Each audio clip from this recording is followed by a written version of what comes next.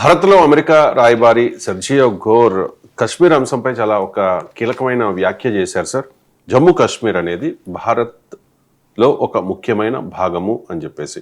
Article 370 రద్దు తర్వాత America రాయబారి కశ్మీర్లో పర్యటించడం ఇదే తొలిసారి. అమెరికా రాయబారి కశ్మీర్ పర్యటన అండ్ ఆయన చేసిన వ్యాఖ్య ఇంపార్టెన్స్ ఏంటి సార్? తొలిసారి కాదది, అది రాంగ్. అసలు 2019లో మీకు ఆర్టికల్ 370 రద్దు చేశారు. 2020లో అమెరికా రాయబారి కశ్మీర్ వెళ్ళారు. మీకు అయితే అప్పుడు మల్టీనేషనల్ డెలిగేషన్లో భాగంగా వెళ్ళారు. అనేక దేశాల వెస్టర్న్ రాయబారులు డిప్లొమాట్స్ అంతా 2019లో ఆర్టికల్ 370 రద్దు చేశాక నాకు గుర్తున్నంత వరకు సబ్జెక్ట్ టు వెరిఫికేషన్ మీకు 2020లో కశ్మీర్లో పరిస్థితి ఎలా ఉంది అని చూడటానికి పశ్చిమ దేశాల దౌత్యవేత్తల బృందం వెళ్ళింది. అందులో అమెరికా రాయబారి కూడా వెళ్ళారు. సో 2020 తర్వాత ఫస్ట్ టైం అమెరికా రాయబారి వెళ్ళడం, ఆర్టికల్ 370 రద్దయ్యాక కూడా మల్టీనేషనల్ డెలిగేషన్లో వెళ్ళాడు, విడిగా వెళ్ళడం ఇది ఫస్ట్ టైం. సో అందువల్ల మీకు కశ్మీరులో వెళ్ళడం అనేది ఇష్యూ కాదు. మీకు వెళ్ళడం అనేది కన్నా కూడా మీకు ఈ స్టేట్మెంట్ మనం భారతదేశం సహజంగానే మనం ఆహ్వానిస్తాము. ఎందుకు సిగ్నిఫికెంట్ అంటే ఇతను నార్మల్ ఇప్పటి వరకు ఈయనకన్నా ముందు ఉన్న అంబాసిడర్ అసలు కశ్మీర్ వెళ్ళలేనా ఒక్కసారి కానీ మొత్తం టర్మ్లో కశ్మీర్ వెళ్ళలే. కానీ సెర్జియో ఘోర్ మీకు వితిన్ 8 months భారత్లో రాయబారిగా నియమితులైన 8 నెలల్లోనే కశ్మీర్ వెళ్ళాడు. కశ్మీర్ అంటూ వెళ్ళాడంటే అదేదో విహారయాత్రకు వెళ్ళాడు కదా. ట్రంప్ అడ్మినిస్ట్రేషన్, ట్రంప్ ప్రభుత్వము మద్దతు క్లియరెన్స్తోనే వెళ్ళాలి. అమెరికా ఫారిన్ పాలసీ స్ట్రాటజీలో భాగంగానే కశ్మీర్ వెళ్తాడు తప్ప భారతదేశంలో అమెరికా రాయబారి వెళ్ళడు. ఈయన భారతదేశంలో అమెరికా రాయబారి మాత్రమే కాదు, సౌత్ ఏషియన్ డెస్క్ కూడా హెడ్ అయినా. సో నాట్ జస్ట్ ఇండియాలో రాయబారే కాదు, అందులో డొనాల్డ్ ట్రంప్ సన్కు చాలా సన్నిహితుడు, డొనాల్డ్ ట్రంప్ కూడా చాలా సన్నిహితుడు. అందువల్ల ట్రంప్తో పర్సనల్ రిలేషన్షిప్ ఉన్నటువంటి అంబాసిడర్, ఫోన్లో కూడా ట్రంప్తో మాట్లాడగలిగే మీకు చొరవ ఉన్నటువంటి సాన్నిహిత్యం ఉన్నటువంటి ambassador, not just an ordinary diplomat but Trump's confident. ఇక మీకు అమెరికా పాలసీ ఏంటి కశ్మీర్ పైన? 2020లో అమెరికా ప్రభుత్వ డాక్యుమెంట్లో ఏం చెప్పారంటే జమ్మూ కాశ్మీర్ గురించి చెప్పింది, ఇది కాశ్మీరీ ప్రజల ఆకాంక్షలకు అనుగుణంగా భారత్ పాకిస్తాన్లు తేల్చుకోవాల్సిన అంశము అని రాశారు. కాశ్మీరీ ప్రజల ఆకాంక్షలు అంటే ఏంటి? అక్కడే తిరక్కాసు, ఈ రెఫరెండంలు, ఈ తిక్కలన్నీ వస్తాయి. భారతదేశం దీన్ని ఎప్పుడో తిరస్కరించింది. ఇందులో ఇక భారత్ పాకిస్తాన్లు కశ్మీర్ గురించి చర్చించేది ఏమీ లేదు. Kashmir is an integral part of India, irreversible part of India. Kashmir's accession to India is complete.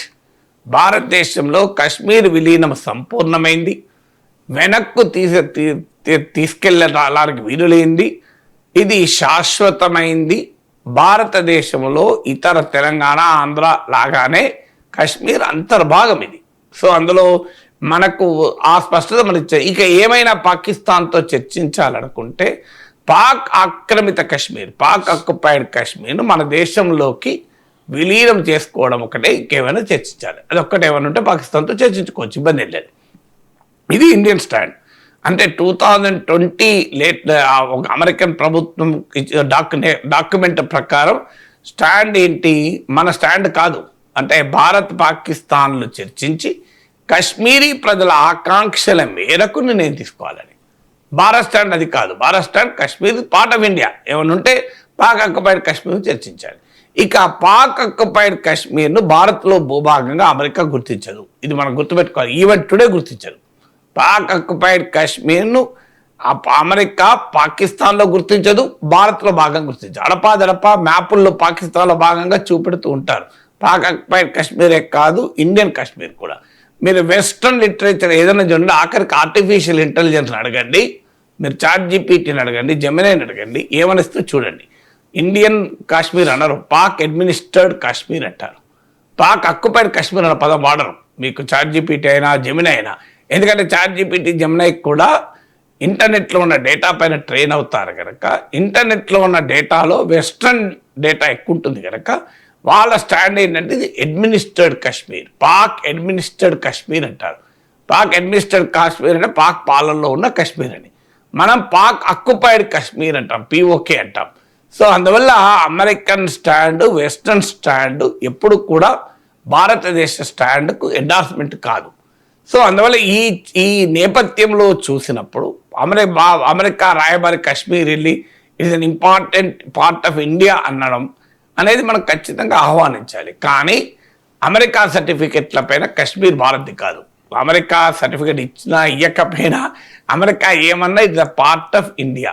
అందువల్ల దీంట్లో మనం ఎగ్జాగరేట్ చేసి సెలబ్రేట్ చేసుకుంటే ఒక ప్రమాదం ఏంటంటే రేపు మళ్ళీ Trump India should give away Kashmir అన్న అంటాడు.